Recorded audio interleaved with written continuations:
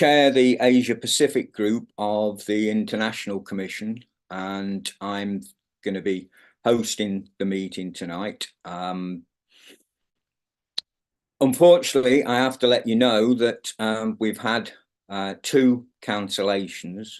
Rob Griffiths is incredibly upset that he can't be here with us, but he has no Wi-Fi at the moment, and there's no way he can manage to find anywhere to get that and get on board. And Stephanie Martin, unfortunately, is not well and has had to pull out for that reason. Having said that, we have two excellent speakers who are going to talk about this, and I'm going to say a few words as well, but I'm going to let our two speakers start tonight. And if people, when they hear anything that is said, want to put a question into the chat, then that's great, and we will be seeking to answer those questions when we've finished. With no further ado, then, I'm going to welcome to start this China Today Socialism in Action webinar. A good friend of mine and somebody who I've known for many, many years. I think I interviewed him for his first job at Unison many, many years ago.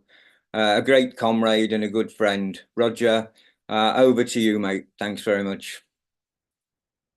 Thank you, comrade. I don't know whether to thank you or blame you for that. No, but I think I'll go with thank you. It's a very kind thing that you did.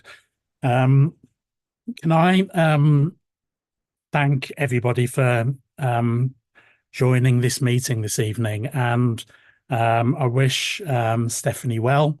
I hope she feels better soon, and I hope that the difficulties that Rob's going through are sorted soon as well. Many people will know it's because of the floods that took place in South Wales recently. So best wishes to him and his family. What I want to do to start with is just to say something that doesn't normally get said in political meetings, and that is that I am no expert. What I am is somebody who has been to China twice last year, and my first ever visits to China, or mainland China. I've been to Hong Kong before. So I'm looking at this very much as a journalist. Hopefully you'll all know that I'm the international editor of the Morning Star. If you don't know that, then you need to buy the paper, subscribe regularly. But I am looking at this as somebody who was going to look at what was actually happening within China. My first visit was with the Friends of Socialist China, great organization that if you're not already a supporter of, I strongly urge you to give your support to the Friends of Socialist China, if for no other reason than they know much more than I do about China. There's a lot of expertise that we can all tap into, I think, from the work that they do, and something that I'll talk about towards the end of my contribution, which is about, and this won't surprise either Bob or Kevin Nelson, but I'll be talking about organizing and what we actually need to do to turn what we know about China into something practical that's going to build our movement in this country, but also help to support and show solidarity to the movement for communism in China as well. The second visit is really what I'm going to spend most of my time talking about, which was when I visited Xinjiang, because I want to deal with some of the, frankly, downright lies that are being told about Xinjiang. But I want to say something about that first visit went to Beijing and 4 other major cities across China. A lot of time traveling, and it was it 5 cities in 10 days we went to. In fact, it was similar on the second trip. And I'll start off by saying this, and this is something that I said at a Friends of Socialist China meeting that we had at the Marx Memorial Library. And I'm saying this not because I've got some sort of fixation about the color of my skin. But unfortunately, lots of other people have got a fixation about the color of my skin, which forces me to think about it quite often. And one of the things that I have to think about very often when I travel somewhere is, am I going to feel safe? Am I going to feel comfortable when I travel anywhere in the world, frankly? And I've traveled quite extensively across the world, not just for this job, but before I joined the Morning Star, I had the opportunity to travel quite a lot. And I have to say, without any equivocation at all, that I have never felt more comfortable as a Black person. I have never felt more welcomed as a Black person anywhere in the world that I've been. And that's possibly including, which might sounds surprising, but maybe even including many of the African countries that I've been to as well. I just found it really comfortable, really welcoming.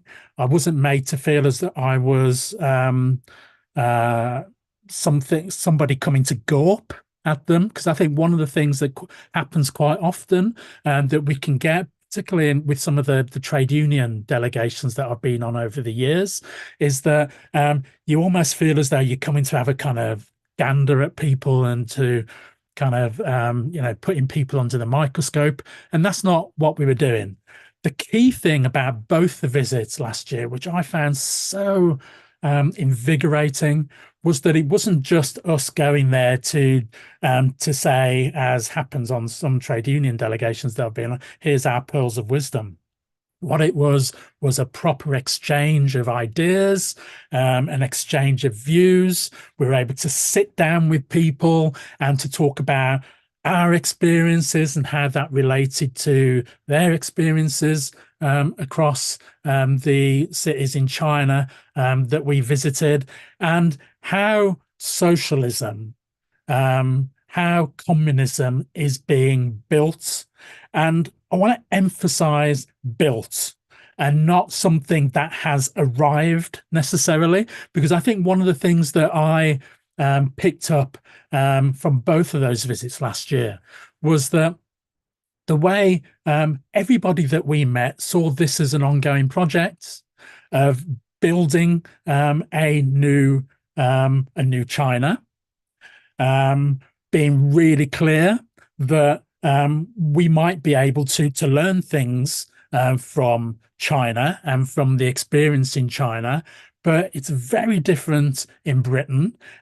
We can learn some things, but we can't transpose those things directly into Britain.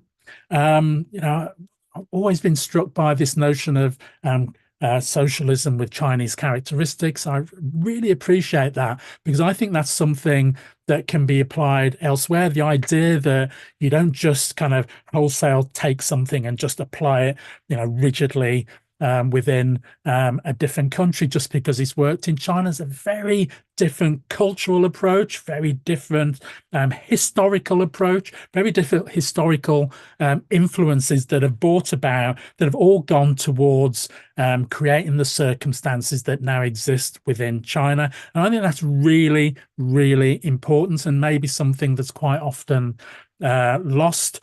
What I also met out there was the people who were really confident in building that revolution. People who really had a lot of confidence in the Communist Party out there as well. And yes, they put their trust in the Communist Party. But one of the things that I think often gets deliberately left out of the reporting of China from Britain is this idea that somehow there's no political debate within China, that it's all kind of rigidly kind of, one view and that's it, and you just have to take it or leave it. And that's simply not the case. It's robust political debate that takes place in China. And I thought that was great. And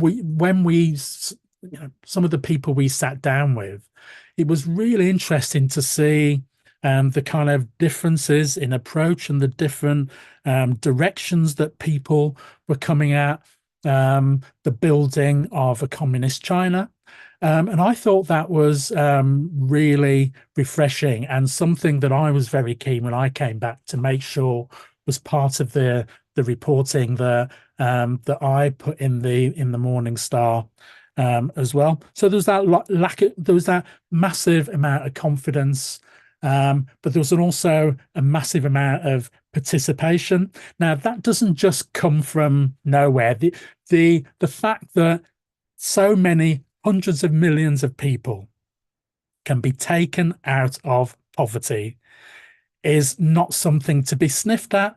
It's an amazing achievement by China to have just made those giant steps towards eradicating poverty. Now, they would be the first to say that they haven't completely done it, and there's still work to do, particularly in some of the areas that I'll talk about in a minute in Xinjiang, which are maybe some of the poorest areas, which is as I said, I'll come on to in a minute. But they've made massive strides, and most of the poverty alleviation that's taken place across the whole planet has been because of the efforts of the Communist Party of China.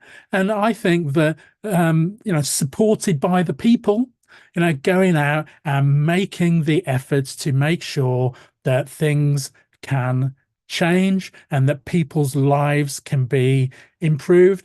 And I think that that's something that really has to be talked up, something that really has to be celebrated. And maybe that's something that we can learn from as well, about the way, the efforts that they went through to defeat poverty in China.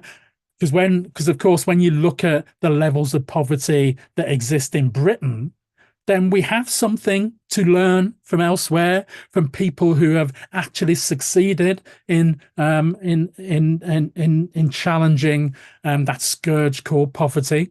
We have so many people struggling in Britain just to keep bread on the table and to keep a roof over their heads, and nobody wants to talk about poverty in Britain. But we have to look at how people have succeeded.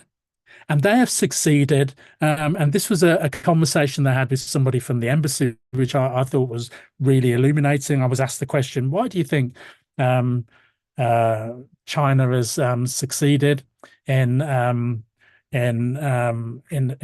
attacking poverty in that way? And the answer to the question, which I didn't get, but I should have maybe, having been around people like Bob, for so long, was discipline, was the discipline of the party, and the discipline of people to accept when they're given a role, they have to carry it out, because that's not just about them, it's about the party. And I think that that's something maybe that we need to think some more of, how we can inject some more discipline across the work that we maybe do. Let me say something about Xinjiang, because obviously this was one of the regions, and the second visit was entirely within Xinjiang.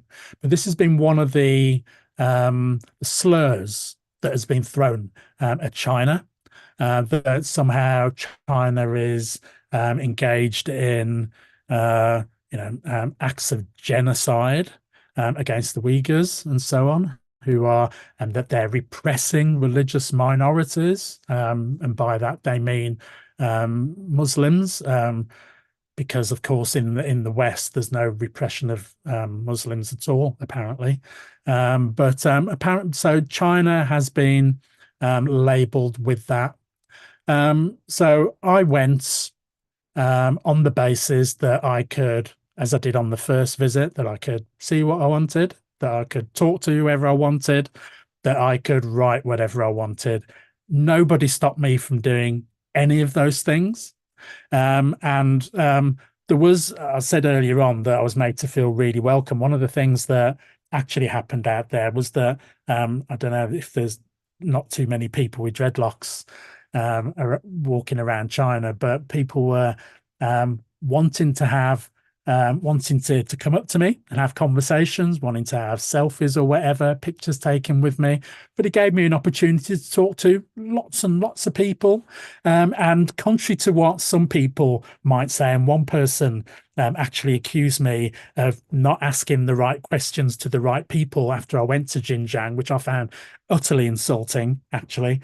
And really condescending, but frankly, that's something I'm getting more and more used to these days. But but I was actually able to talk to anybody I wanted, and ask any questions that I want, and there was no indication whatsoever of any kind of form of coercion or any form of repression taking place. And for saying that in an article, one wannabe Labour MP, so-called journalist, said that I was an apologist for repressive regimes. Well, I'm really happy to tell the truth about what I saw, and if they can't handle that, that's their tough shit, frankly. But what I saw was not what was being reported by the mainstream media.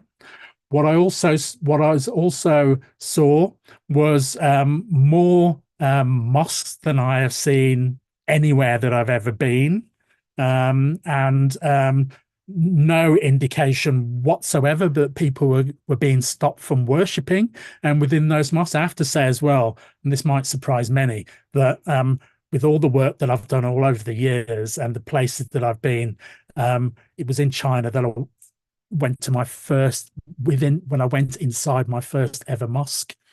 And I have to say, I found it wonderful just to sit there in quiet, and just contemplate and have quiet conversations with the rest of the delegation that I was with. And it was no indication, again, about any kind of repression. So one of the things that gets thrown at the Chinese authorities about Xinjiang is about the Uyghurs and about how they're being repressed. What never gets reported, I haven't seen it, I've looked, I haven't found it, but what doesn't get reported was the steps that the Chinese had to take to deal with massive levels of terrorism within Xinjiang over many, many years.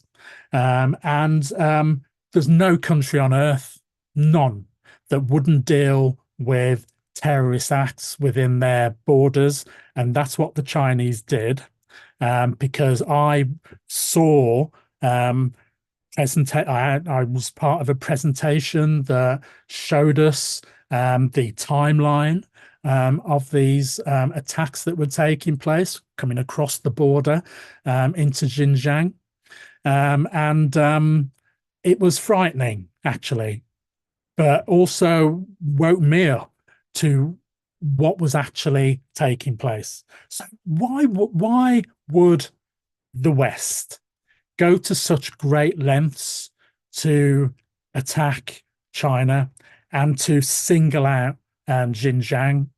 Well, when you look at where Xinjiang is on the map, in relation to the very clearly stated ambition of China to create this new Silk Road, to create these trading links. I think I'll probably get the number wrong again, and Georgina might be able to remind me, or Bob, but I can't. It was about 7 or 8 different other countries that border Xinjiang, and China has been really clear about the need to create a trading route out of China into countries like Afghanistan, Pakistan, India, and so on, and Kazakhstan, all of these, and I've probably got some of those wrong. But it's really, really important that we look at it in that context. So this isn't just about, well, we're going to have a go at the Chinese, and there's so much more to say about the impact of that in terms of xenophobia and the impact of some of the racist attacks that have taken place across the West on Chinese people because of these sorts of comments from politicians who frankly should know better as well. But we have to look at it in that kind of economic context as well, I believe. And again, I'm no expert, but when I saw a map on the wall in one of the ports in Xinjiang, it all made perfect sense to me that the West needed to undermine what the Chinese were trying to do to create these new trading links. So what is it that we need to do to move on to the final bits that I want to talk about? We can have all this information, as we should get more information about China.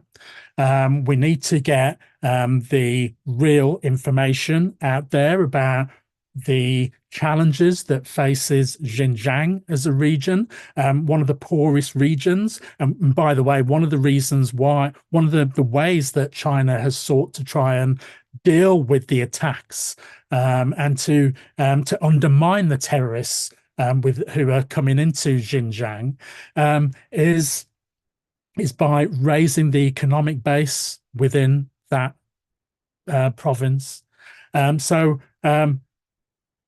What is it that we need to do? Well, present the right information, have our party cadre be clearer through our education schools and through sessions like this about what is actually happening within across China and the gains that are being made, the progress that's being made by socialist China.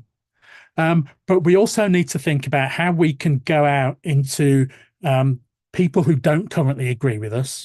Bob always was one of the people who taught me this as an organizer, was that you need to go out. You have to start from a position there where people don't agree with you and move people onto a position where they do agree with you finally. But those steps are really important, but you have to map it out. You have to be really clear about what steps are needed to be able to shift people onto a position where they understand the propaganda that's taking place from the Western media about what's happening in China, but also in a way that's going to make a difference to this country as well. We can offer solidarity out to China. We have to make a difference here as well. And that means for me going out and having those really difficult conversations sometimes with people who don't currently agree with us, but also developing links with people in this country that do actually agree with us, but are not part of the movement for change at the moment,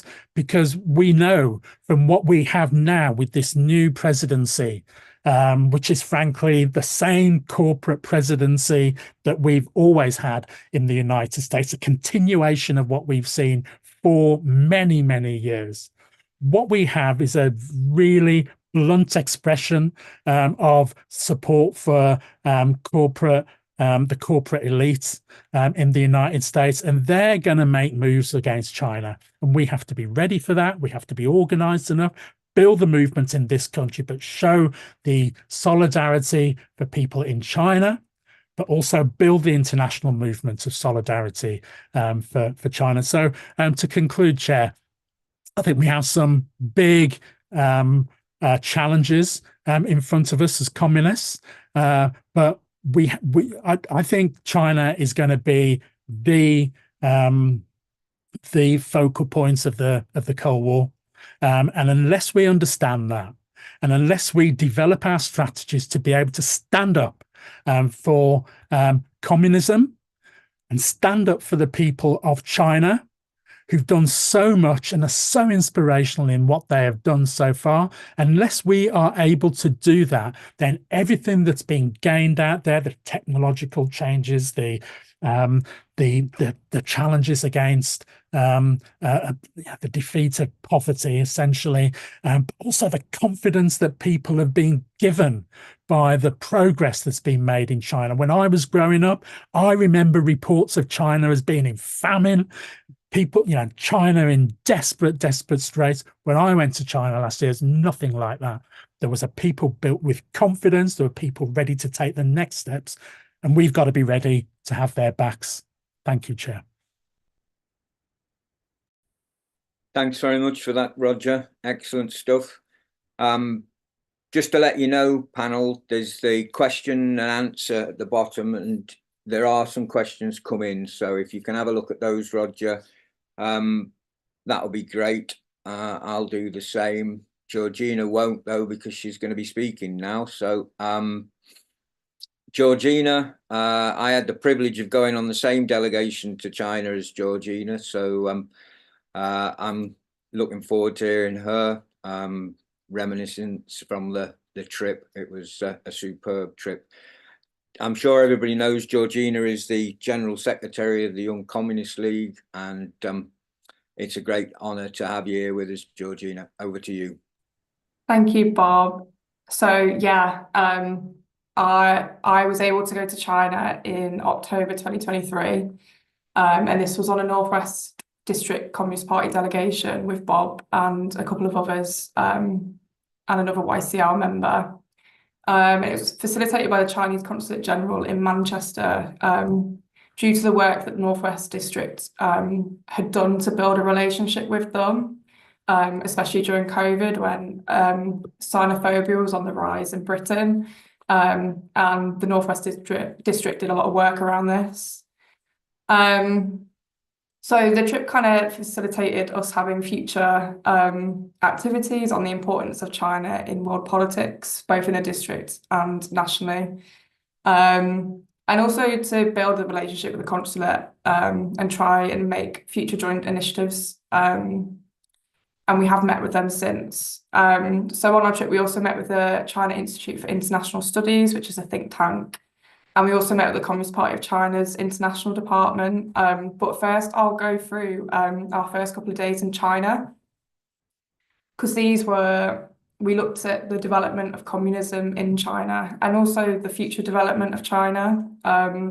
So we started off in Shanghai, and we first visited the Museum of the First National Congress of the Communist Party of China. And it's quite a small building, and it's a small building because at the time they only had 55 members nationally. And we learned about the difficult path that Chinese revolutionaries faced to develop a strong communist party. And it is an inspiration for communist parties around the world, because they went from such a small organisation to a massive organisation in what it is today in quite a short space of time. And they did this through, reviewing their strategies and tactics. So we then went to the Shanghai History Museum. And this was in an old colonial British horse racing building. And Shanghai, you can really see the influence of colonialism on its architecture. But a lot of the old colonial buildings are now museums, government buildings, etc. So the Shanghai History Museum, it looks at prehistory to modern day. And this is pretty important to modern day communism. If you've ever read any of Xi Jinping's speeches, you know that he talks about how China is a 5,000-year-long civilization and how their history massively influences their socialism with Chinese characteristics.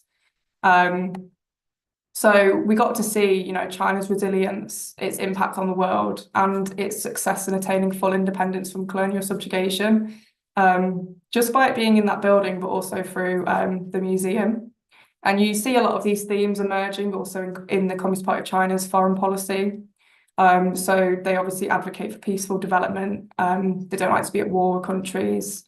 And also they like to help other former colonies out, especially through the Belt and Road Initiative. So in this museum, we kind of see the parallels to their also political ethos. We then went to Shanghai Urban Planning Museum, and here we got to see how the Chinese government and the Shanghai municipality are striving for a greener, more sustainable city. So they give particular attention to environmental issues such as cleaning rivers, the air, and also reducing density within the city centre. It's kind of unthinkable in this country. Obviously, we had the cleanest rivers in Europe to now the most polluted, and our government doesn't really do anything about it. So when we took our ride from like the airport to the hotel, we could see that they were pumping air into the rivers, so that it wasn't just completely dirty water, polluted water. So we got to see that in practice as well, that it's not just a museum saying that this is what is happening. After Shanghai, we went to Nanchang. This was definitely a more industrial city. Factories and industrial estates line the highways. But our first visit was the August 1st Uprising Memorial Hall, which is about the opening of the military phase for the Communist Party of China. So August 1st is regarded as a symbolic birthday of the People's Liberation Army. And communist forces sought to counter the Shanghai massacre of 12th of April 1927, where the Communist Party of China were violently repressed by the Kuomintang. And the communists successfully held on to Nanchang until the 5th of August, before retreating into the mountains, which we went to later in our delegation. So we kind of followed the history of the Communist Party. So we got to see what conditions of battle was like, also what life was like for those involved. Particularly, we got to see the role of women and children, which are really important to the Chinese Revolution, and that probably isn't talked about enough. And also the wider organisation administration that had to happen to support those taking part in combat. So guerrilla warfare in the Chinese Revolution also, it wasn't just like random tactics. They followed principles, and I'll go through them. They included forming the conviction for hard struggle, to have heart in battle, to always separate the truth from fact, to finding the right path with the support of the people. And I think, you know, those principles are socialist principles, that they always were with the people, not above the people, and the people were always with them. And this also shows the shift of the Communist Party's activities from cities to rural areas. In one of their congresses, they realised, you know, they were mostly organising in cities. They weren't really recruiting many people. Well, actually, most of China's population live in the countryside. So that's where we see the shift into activities in the countryside and with peasants. We then went to the new 4th Army headquarters. This is an important site, particularly for Chinese people, and that was very evident. There were lots of Chinese tourists there, and many were displaying their Communist Party banners and flags from the different areas in China that they were from. Next on our visit was Xinjiang, and this is the cradle of the Chinese Revolution. So it is, I would say it's more like a large village, small town, but it's got city status because of its significance in the Chinese Revolution.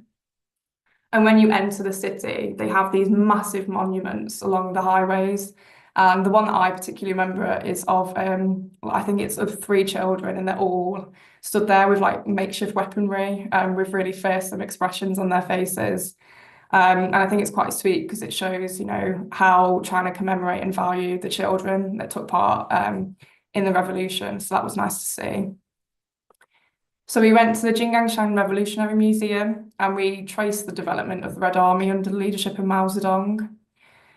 And here we could really understand what peasant life was like for millions of people, and why they turned to the Communist Party to fight for a new future under leadership of the Communist Party of China. Here we also got to see the former residence of Mao Zedong. He was an avid reader, poet and thinker. And when we went to his former residence, you can see where he did most of his thinking, reading and poetry, because it was a really serene, tranquil place in the Xinjiang mountains. So we next went to Xinjiang mountains, and we got to see the transpositions of the Red Army. And on the 30th of August 1928, 2 companies of the Red Army, with the support of local revolutionaries, including women and children, pushed back and defeated the vastly superior Kuomintang. And the conditions that they would have been in, some of the cliff edges that they would have carried, injured people and resources. I didn't even want to walk on them because I thought I was going to like fall and die. But they were carrying, kilograms worth of goods up and down these mountains. So it really shows the grit and determination that people had fighting for their communist future. We then went to Xinjiang Red Army Hospital. So the original hospital, it was demolished, but there is an exact replica. And you could really see how hard the Red Army Medical Section fought to provide medical support to the army with very limited resources. And it was run by a woman, and a lot of women would have worked there. We then went to Xinjiang Martyrs Cemetery, which is for all the people who died fighting for the revolution. So there's the names of all the known comrades that are there, but then there's also white flowers. And if I remember correctly, 40,000 people died who we don't know the names of fighting for the revolution. So that was quite a reflective experience. So this set us up for our official visits in Beijing. So we understood that Chinese modernization is in pursuit of a unique path for China, which is still a developing country. And it has a population of over 1.4 billion people to think about. So we met with the China Institute of International Studies first. And like I said, they're a think tank. They focus on medium and long-term policy issues concerning global politics and economics, and they advise the Communist Party of China. So we exchanged thoughts on Western attitudes towards China, the work of the Institute, various projects with partners under the Belt and Road Initiative. And we also spoke about the work of the Communist Party of Britain in its attempts working with other progressive forces to counter the US, NATO, EU and British narrative about China. And we also explained the vital role that the Morning Star plays in providing a legitimate platform for understanding and breaking down the mistrust that much of the British working class may hold as a result of years of misinformation and anti-China propaganda. We then met with the Communist Party of China's international department, which was really warm and welcoming. So Robert Griffiths and Judith Cathala had already visited the summer before, so we went in the autumn, and they reiterated the, as Communist Party of Britain being a firm friend of China, and also the work of the Northwest District in developing healthy relationship with the consulate in Manchester. In turn, we spoke about how the Communist Party of China, despite us being a small party, treats us on equal footing to any other Communist Party, providing advice and guidance, and also building our relationship with us. We then discussed, we heard personal accounts from younger members of the staff there, so they were Communist Party of China members, but they talked about their path to get there. So if you don't know, it takes 3 years to become a party member in China, and you have to show your dedication. So one of the men described how he wanted to join the Communist Party of China because his granddad was a peasant and was taken by bandits and held for ransom, and the Kuomintang didn't help at all, and then the Communist Party did. And then when the communists were in power, his family, due to the land reform, had access to land. And that is why he joined the Communist Party of China. And to join, he had to ring the massive bell tower bells in university, which is quite a strenuous, arduous task. And he had to do that every day for a year to prove that he was dedicated to joining the party. So not only had to do that, but he also had to, educate himself, follow the party literature. But it was really special to see that, no matter where we are in the world, that we have common goals. We are the international movement. And I felt, really strongly there that my place is in the international movement, that we are in both internationalist parties. And so that I really enjoyed that conversation. We also talked about the role of women in leadership positions in the party and how women are looked after in work in China. And And then we also talked about the work that we've been doing, particularly on our commitment to no Cold War. And also at the time, we discussed about how the Tory government wanted to close Confucius Institutes and the work that we'd done to try and prevent that. And we also talked about China's portrayal within the British media as an existential threat to democracy and emphasised the role of Morning Star in combating that. And then the last visit of our trip, we went to the Museum of the Communist Party of China. So it's a museum, it's built in the Chinese character shape, which means Vanguard, and it's over 150,000 square meters. And it is an opulent museum. It's a beautiful museum. I don't know if any other museum will ever top it. And it's not just me being biased. It was like truly stunning to look at. So that was a really brilliant way to end the trip. So to summarize, Chinese modernization is socialist, and it's being pursued under the leadership of the Communist Party of China, and everything we saw and heard completely, evidenced that. There was a strong desire to build China into a great modern socialist country, and it is prosperous, strong, democratic, culturally advanced, and environmentally friendly.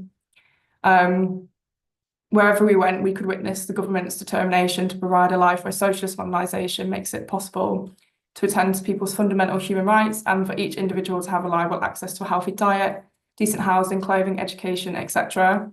Like one of our tour guides, she was a Communist Party member, and she described how easy it is just to access welfare. You just call a number, and it's as simple as that. The museums were completely stunning and engaging, way more engaging than British museums. They just have different strategies of engaging their audiences and getting the message across. And from the amount of people visiting, they're extremely popular. So China is truly developing common prosperity for all, and its efforts on green modernisation are leading in the world. So when the British government policy in the Integrated Review Refresh says China under the Chinese Communist Party poses an epoch-defining and systemic challenge with implications for almost every area of government policy and everyday lives of British people, we know that this is a dog whistle for another US war, a new Cold War, and we completely oppose it. And we will do everything that we can to show that socialist modernisation is an important and a valuable lesson for the progress of humanity. So thank you. Thanks very much, Georgina. I'm going to say a few words now. As I said, I did go on that same delegation. I can honestly say I was astounded by what I saw and learned. Like Georgina, it gave me an understanding of what is meant by Xi's thought on socialism with Chinese characteristics for a new era.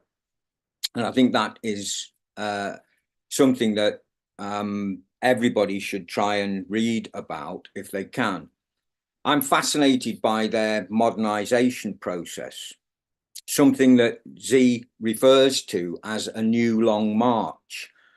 And I realized how it has helped China to a new leap forward in adopting Marxism to the Chinese context and the needs of now, not something historically from the past, but what they're facing at this moment. And it's something they've been facing ever since the victory in 1949. But I think it's the last 15 years in the current phase that it has enabled them to truly develop Chinese modernization, making it clearer, more scientific, more tangible, and real. China does not imitate Western countries. They have focused purely on China's own realities, and they are pursuing their own path to modernization, one that follows the Communist Party's line, whilst vigorously promoting innovation, both in theory and practice, whilst championing a socialist market economy system. And what they have achieved is truly an historical breakthrough. And it's not over.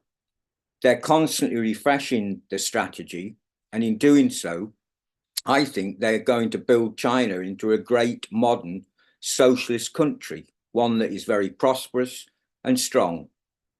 And with so many achievements to date, most notably eradicating absolute poverty, they are now only still a moderately prosperous society in all respects. And this has pushed the party towards more historic achievements and transformations. Chinese modernization is the momentous outcome of the Communist Party leading the people of all ethnic groups nationwide to a better place. Now, I've just got hold of a document which is, I think I'm making the point in the context of one of the questions in the chat, but it's from a speech by Xi in February the 7th, 2023, at a study session for new members of the Central Committee. And it says, modernization that achieves common prosperity for all, a defining feature of Chinese modernization. This is the essential characteristic of Chinese modernization and a striking distinction from Western modernization. The greatest shortcoming of Western modernization is its capital-centric rather than people-centric approach, which prioritizes maximizing capital gains instead of serving the interests of the vast majority. This has led to significant wealth disparities and severe polarization. Some developing countries came close to reaching the threshold of developed country status during their modernization process, but fell into the middle income trap, remaining stagnant for extended periods or even experiencing serious setbacks. A critical reason for this failure is to address problems such as extreme polarization and the rigidification of social strata, the failure to address those problems. Chinese modernization adheres to the principle of development for the people, by the people, and with shared benefits for the people. We have made significant progress in promoting common prosperity for everyone, especially since the 18th National Congress of the Communist Party of China. We have won the critical battle against poverty, lifting nearly 100 million rural residents out of poverty. We have now developed a full range of guiding principles, institutional arrangements, and policy measures to promote common prosperity for all. Moving forward, while driving high-quality development and making a bigger pie, we must also work on dividing the pie properly. We will focus on tackling issues related to employment, income distribution, education, healthcare, housing, elderly care, and childcare. We will establish a system of coordinated mechanisms for primary, secondary, and tertiary distribution, standardize income distribution, regulate wealth accumulation, and legally guide and regulate the healthy development of capital. By doing so, we can gradually expand the middle income group, narrow the income distribution gap, ensure that the benefits of modernization are shared more fully and equitably by all of the people, and resolutely prevent extreme polarization. Achieving common prosperity is a long-term task. We must keep at it over time, remaining steadfast and continually to make new progress. That's the essence of everything that I saw when I was in China. They constantly made reference to the fact that 1949 was the start. Mistakes had been made throughout that period up until today. Mistakes are still made today, but they are at the moment in an envisaging period, going into what was effectively an IMAX building in Shanghai and watching an amazing film of the town as it was then and how they envisage it in the future and how they're going to make it better for everybody in the future was just mind-blowing, to be honest. But that's the level at which they're going. The envisaging period ends in 2035. ultimately, they are aiming to get to the position where they believe they are that functioning socialist society by 2049 or 2050. It's still not something that they're saying we've achieved.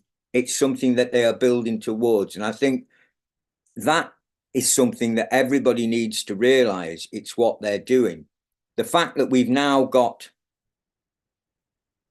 pretty good evidence that the purchasing power parity, or the purchasing parity power, whichever the way that crazy name is said, that is one way of looking at who's making the best of their money.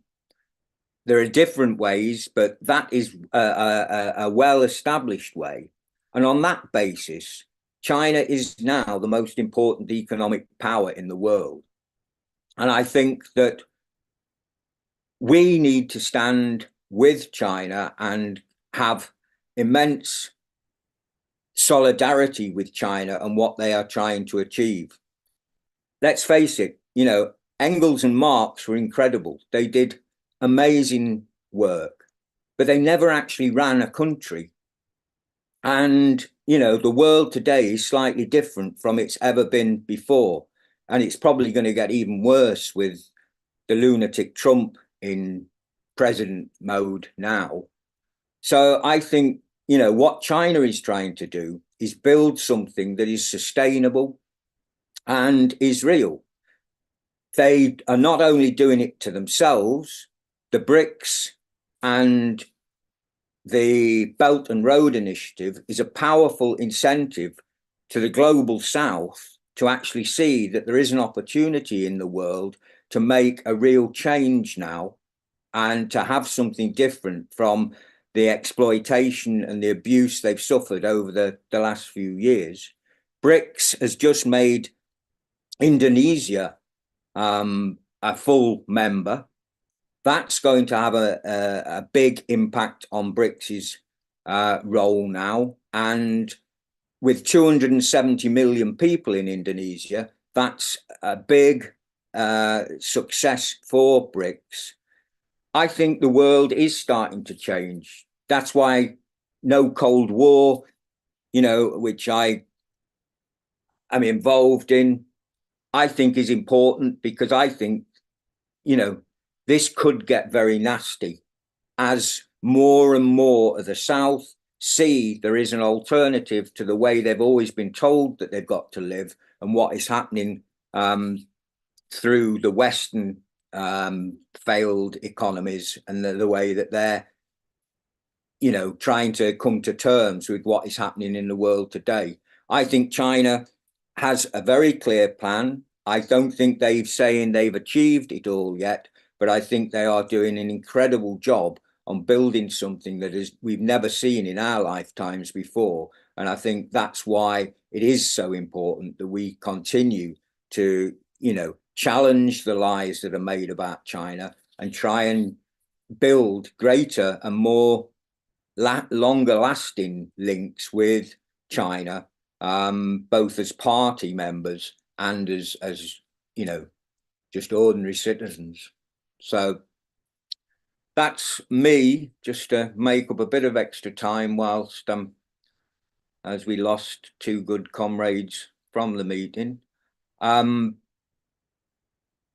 Anybody else want to comment on any of the points that people have raised in the questions? Roger, good man. Yeah, I mean, it's not so much to answer the questions in the chat. I've done some of those as well, and I'll come back to some of the others. But it's maybe just to add something about the on the international front. It's kind of prompted by your comments, Bob, which are absolutely right. But I mean, I spend most of my time as somebody who's trying to analyze the potential for political, economic growth and revolution, really, in across the African continent. can't do any of, and the importance of China is that you can't do any of that without the context of China being part of that discussion. So you've got to think of, well, the role that China is playing in terms of, even at its most basic level, giving kind of revolutionary movements across the African continent, but even movements that you wouldn't necessarily think are revolutionary, but are actually seeing that we don't have to spend our time within the orbit of the US, and that actually there is something else, and that we can have the confidence to, and we should have, as grown-up people, the right to trade with whoever we want, to have relations with whoever we want. But none of that, frankly, is possible without the role that China plays within all of this. And we cannot underestimate the importance of that, I believe, but also the support that China is able to give on that kind of trading front across the whole of the kind of global South, indeed the global majority, where there's this win-win relationship that's often talked about. And again, you can't underestimate the importance of that, because that is not the experience of large swathes of the global South. Because for years it's been, you will do whatever it is we tell you to do, and you will do it as fast as we tell you to do it. And by the way, you can't talk to anybody else, because if you do, we're going to put sanctions on you. Those days are going. And I'm not saying they've gone, because they've not. And I'm not saying it's going to be easy for those days to go. There's going to be some real turbulence around this, particularly with that lunatic Trump back in the White House. There's going to be some real turbulence around this. But what we have at the minute, through BRICS, through the G77, through the Shanghai Cooperation Organization, and other groups as well, is we have the possibility of something different. But again, I'll just say, none of that, I believe, is possible without the role that China plays in supporting those nations and supporting the opportunity for people to be independent, to have a genuine kind of independence from that really horrible dead hand of the White House, which they've had to put up with 4 years. And we can genuinely see the beginnings of opportunities to deal with one of the other dead hands, which is the way that debt plays out in all of this, the way that so-called international aid plays out, when actually it's a way of keeping countries under manners. We've got the opportunity to see something different, and I can't praise the role of China enough within that, because for hundreds of years that's not been the relationship that many countries in the global South have had to endure. So the chance of doing something different, I think, is highly, highly significant. Thanks for that, Roger. Georgina, do you want to come back on anything? I've just answered one of the questions, but I can go over that, because I think there's been a lot of questions about the private sector in China and how people feel about that. And kind of in our trip, I know we discussed it a lot about how there's just a complete lack of homelessness, poverty, like evident poverty on the streets like there is in Britain. Like I said in my contribution, welfare is very easily accessible. But I also know from like Stephanie's trip, who focused more on like industrial matters, is that trade unions and private sector businesses, they tend to settle disputes before it ever meets industrial action. Trade unions have more negotiating and bargaining power with the private sector. Also, state legislation means that the government has more control over the private sector. The government also heavily invests in the private sector. It has big say in the private sector. And there's, you could go into way more detail about it, but like the conditions in China are very different to the conditions in Britain. So whilst, yes, there might be millionaires who live in China, there's not that, really evident poverty. of not only economic poverty, but also, you know, China's quite culturally advanced, education is quite advanced, and also developing the productive forces is seen as necessary and useful. Obviously, China, like you said, on its socialist modernization, it's still in that process, and the government heavily admits that it's still got a lot of work to do. So in my experience on our trip, like there wasn't necessarily this massive tension between, you know, the people and private sector. But I don't know if you would have different comments on that. No, I tend to agree entirely with what you just said, Georgina. I mean, we weren't there long enough to do any lengthy sort of investigations into anything really, but you know, we did go out and talk to people in different places. There was no restrictions on us doing anything that we wanted to do. And you didn't get the sense from the people that we did talk to that they had this sort of, you know, they were actually seeing themselves as part of the whole process that was taking place in China, and that there were issues that had to be, you know, lived through or worked through in terms of, you know, the fact that they have got people. I mean, one of the cars, I don't know cars, I know nothing about cars, but one of the cars that we saw at one point was supposedly sort of like, you know, one of these huge top of the range electric cars that you'd only buy for 250,000 or something, you know, and there were people, you know, who obviously have made some money and have got some money, but it comes back to everything that Z's been saying and you know has been talking about in that report that I've got of a briefing to the new committee members, that they are looking at this on a long-term basis and they are trying to, you know, build something that's going to have ultimate stability and can live alongside possibly some people who are making more money than others. But by dragging everybody out of poverty, that isn't, you know, getting those 800 million out of poverty wasn't something that then solves the problem. They still want to get better. You know, I mean, I just found it incredible that when you take people from the countryside and you put them in a load of brand new houses on an estate around a city or a big town with brand new kitchens, brand new baths, all the rest of it, you imagine, what the hell are they going to do? What we were told was that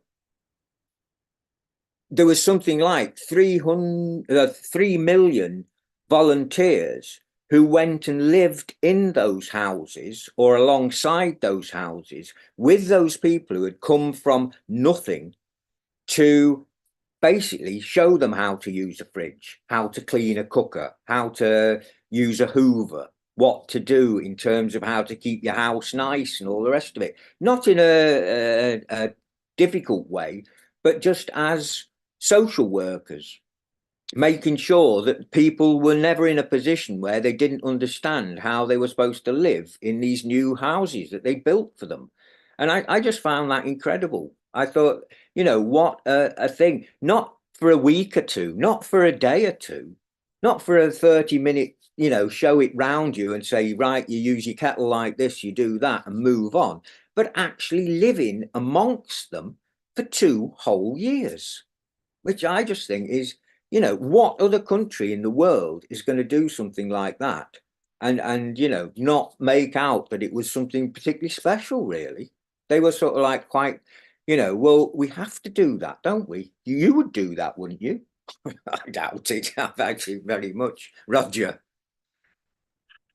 Yeah, I mean that's a really important point, Bob, actually, because this goes back to the point that I made earlier on about Africa and looking at what was happening from Africa. One of the things that is happening across Africa is the urbanization of the continent.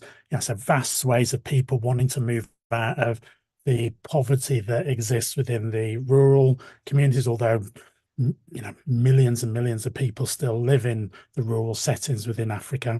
But many are moving into the urban environment, or the alternative to the rural poverty is to try and head up to the north, cross the Mediterranean to get to Europe, or whatever. Now, the example of how you deal with that urbanization that China is going through, I think, is really important for the African continent. It's also important for India, which is going through similar things. Vast swathes of poverty still within India, but so people move to where they can get work, which apart from the agricultural end is going to be in the towns and cities. So people move for work. Now, how you handle that is a really important role for the state. How can you provide housing for people? How can you make sure people have a safety net when they do move? How can you make sure that people have a job when they actually get there? How can you make sure that you don't have a situation like we have in vast swathes of Britain where people have to sleep on the streets? How can you make sure that that happens? China is doing that. China is dealing with that. I didn't see it. I don't know if you saw it, but when I was in China, 10 cities that I visited in 2 trips, right? I didn't see any homeless people. I saw some challenges still. I saw some where, the Chinese state would be very, very clear there's a lot for us still to do. But I didn't see people on the street. I didn't see people without a safety net, which is just all too common within Britain and large swathes of the West. When I went to, after I went on the first trip last year to China, couple of weeks later, I went to the US. So I went to New York. Dreadful state, so I'm staying just off Times Square. Dreadful state.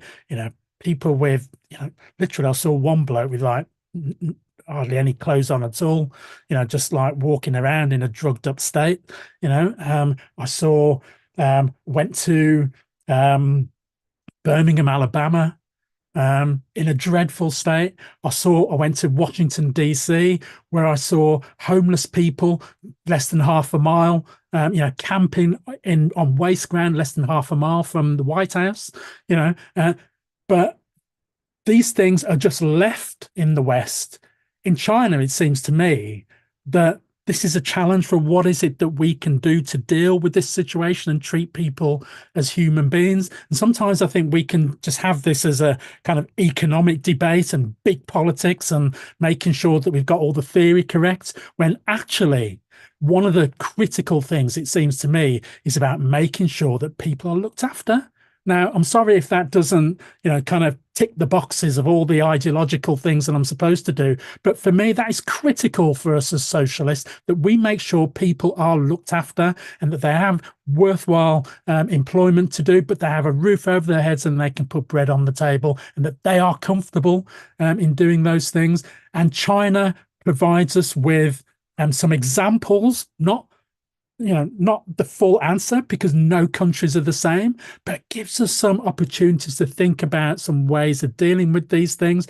But also, because China is interested in having win-win relationships with other countries, it's able to say, well, maybe we can help with some of that. And maybe you can do this for us because we've got, 1.4 billion people to feed and to make sure that they're heated and they're looked after. So maybe there's some things that we can trade off with each other. I think that's so important that relationship exists, because I don't see it with the West. And I think it offers a beacon of light to developing countries across the globe. Thanks, Roger. I think we're going to have to pack up in a minute or two. I just wanted to make one comment in terms of the young people in China. I mean, one of the most powerful moments we had was being just walking in a park area when we suddenly sort of met about 70 or 80 young people all being sort of welcomed into the party. And they were singing with absolute joy, and it was a great experience. One of our guides on the tour was a member of the party. She was so proud of being part of, like, Georgina's, the young communists, and it was just incredible listening to her. That, do you want to come for a meal with us? No, well, I've got to go home. I've got some work to do because we've got a test on me phone. I've got to read this document and write a report and do this and do that. And, she was excited about doing that, just as she really probably wanted to come out. And, well, maybe she didn't, but she spoke great English, and, she could have come out with us, but she went home and did her task for the day as part of it. And they are constantly teaching them and learning them about, what it is they are trying to achieve and what they've done and their history. As Georgina said at the beginning, 5,000 years of history is not something that they've forgotten about. It's something they are incredibly proud of, and, is a rock within their society as well as everything else. So sorry if we haven't managed to catch all of the points or whatever, but, I do think these types of things are good. I'm sure if you wanted to do something else in your own regions or wherever, we could help find you with people, and any of us, I'm sure, would be more than happy to come and talk about it, because I do think it's something we need to iron out if there are queries or concerns about what China is doing. And I think, nothing could be better, especially in the current moment that we're in now and the world that we're going to face in the next 4 years, and certainly as a result of what's happening in America. So thanks ever so much for everybody. It's been a great pleasure to talk to you all. Not that we can see you, unfortunately, but you've had to look at us. But I'm sure not everybody on this panel is as photogenic as Georgina and Roger. Thanks ever so much for everybody. All the best, and thanks again for coming. Thank you, everyone.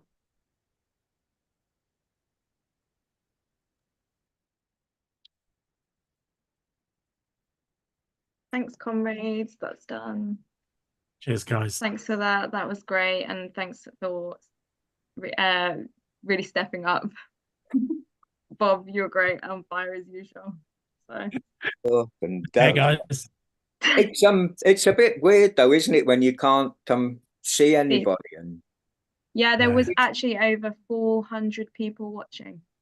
Were there? So there were 70 people in the chat, and then there was people watching. All right. Wow. See you later, everyone.